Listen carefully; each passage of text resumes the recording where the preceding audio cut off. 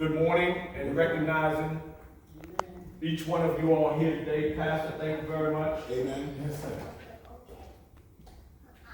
You know, we usually get up and we say God is a good God. Right. But I want to let you know God is not a good God. Okay. Yeah. Everybody eyes their pupils got hard when I said that God is not a good God. Excellent. God is a great God. Because of the fact that we are here this morning and He helped bring us through a lot of our pain, agony, and with Him there is no defeat. Yes.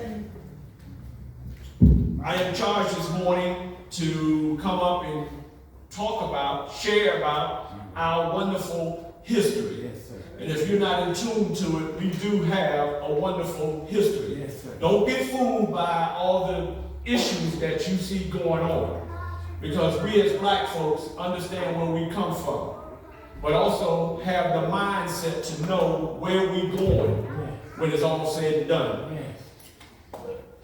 Today is our anniversary. Amen. Ladies and gentlemen, I will let you know today is our anniversary. What anniversary I'm talking about? Sir. I believe it was 37 years ago. I walked into their establishment and they were open on Dr. King's Day 37 years ago. Wow. I believe it was the first or second Dr. King holiday. And I went in and I chastised them. I didn't know them. I just walked in and I chastised them for being open on Martin Luther King's birthday celebration. And we've been friends, family ever since. Wow. Let me get busy here because time is ticking. The name of this piece, which believe it or not, I wrote back on January the 21st, 1990. It goes such as, Black History. I will let you solve the mystery, Black history. That's what I'm going to give you. So tell a friend about the people who paid their dues. Black History Month, what does it mean?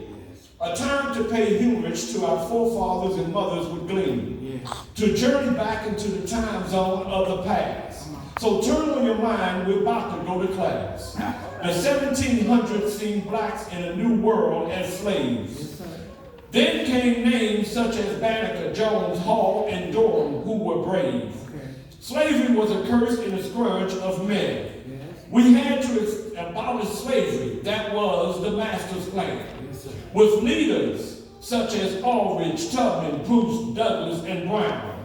The world knew them because they fought for freedom in their respective towns. Come on, bro. Come on now. In the 1900s, there were great gains and setbacks. Yes, the setbacks were the retaking of the Voting Act, the KKK, and the lynching of blacks. The gains were the Spin Guard Award, Jackie Robinson and Mr. Lynch presided over the Republican convention.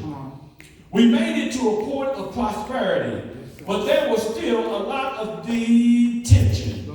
There were the Spin Guard Award recipients such as Henry A. Hunt for education, Max Yurden for culture, and A. Philip Brown for labor. Their work was pure dedication.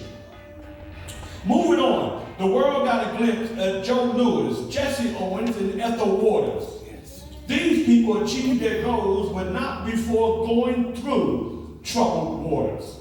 The 50s and 60s brought on an integrated armed forces. The sit-ins, New York City, fair housing, Langston Hughes, and a king, and then a movement begins.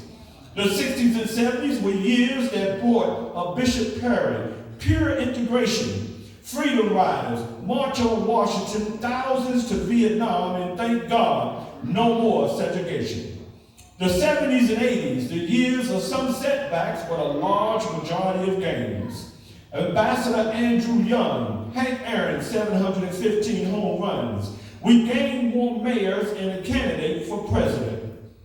Even though the black race made substantial progress, we can't forget the pain. Now you have a taste of what is known as Black history. Within this poem, I hope I have solved the mystery. So we know our past and we know about the struggles of time. In the future, let's continue educating ourselves and more doors will open, we will find.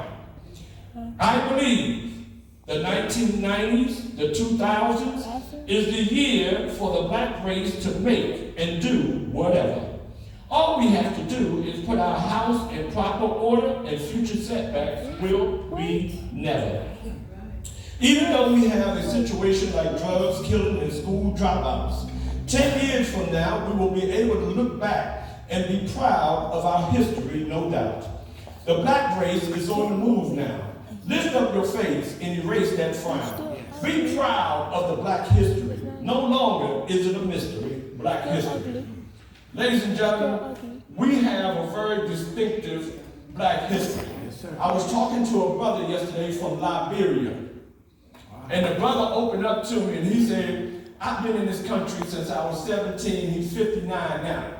The brother said that it's a shame that when you look at the media about Africa, all they show you is the Congo. They don't show you the progressive. They don't show you how black people over there are making money. They don't show you how black people over there are building. They don't show you how black people are educated. Well, think about here in America, what they don't show you, what they don't want you to know. And if you get too much clout here in America, one thing our adversaries tend to do is to come in and try to knock you down, try to block you out. Last night, I was watching, believe it or not, the lady and I, we was watching a documentary on Michael Jackson. Now, if you were here when Michael Jackson, especially when Billie Jean came out, you know, everybody wanted to be a Michael Jackson. I ain't gonna lie, myself too, because I had my jerry curl, I had my white socks on, I had my black suit on, and but the moral of the story is that brother had climbed too many heights. And it was on them to say, how can we knock him down? So the moral of the story is, as black, think about, know about, read about our history. Sure, we cannot say no, we did not come from slavery.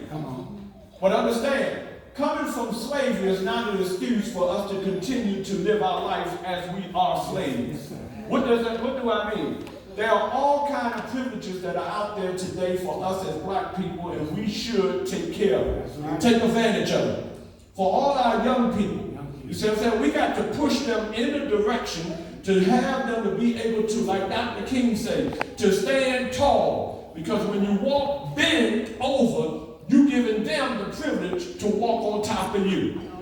So when you stand strong and you stand proud, because we are a proud people.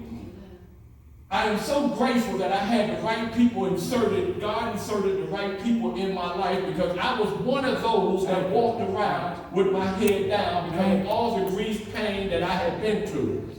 But since they come along, I walk with my chest out, my head up. You very seldom see me walking with my chest or my chest in and my head down. Because for one thing, I am a black man. I'm a proud black man. Yes, sir. So for all the young brothers in here, you walk with your chest out and your head up. And despite the obstacles that you come through, which we all gonna have obstacles. Pastor, you first and know. Nobody gets through this life. I'm not being sarcastic. I don't care what you think about Jesus. Like the pastor told me, he said, Donald, you have given your life to Jesus, but that does not excuse you from life's pain. But you can get over the pain. The pain that you go through is only going to make you stronger if you learn from the pain that you go through. So you think about all these brothers and sisters that I mentioned in here, the Jackie Robinsons. The owner said, he said, Jackie, they're going to call you the N-word. But you're going to have to be brave enough to withstand. Don't go up in the stands and knock somebody out. The way you get back at them, you hit a home run. Ambassador Andrew Young, who became the first black ambassador under then President of these United States, Jimmy Carter, who currently lives in a $997,000 home in Georgia. He said, come on, Andrew. He was the first black to do it. But wait a minute. Look at all the stones and the rocks and the bombings that he went through to get through that.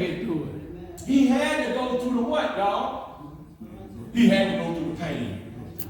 You think about Philip Randolph.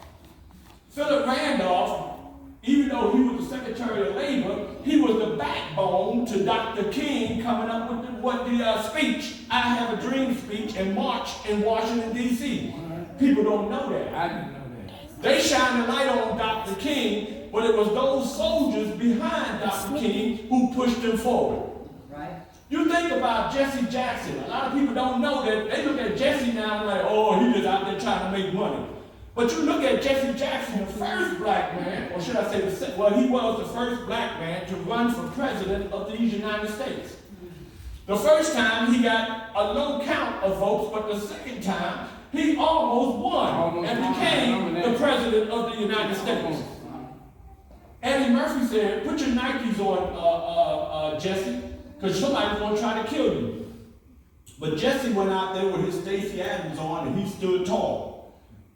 And he stood tall and he went out in the fields and everything. But wait a minute. On that night, Jesse had Martin right here with bloodstains all over his shirt after Martin got shot down. That night, prior to Martin getting shot down, Martin had an argument with Jesse and told Jesse, put a jacket on or else you're not going to the church tonight. But look how the man elevated. We got to go through pain, and we got to be strong enough to come through the pain in order to elevate.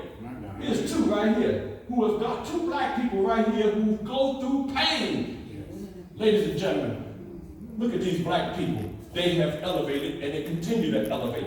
Amen.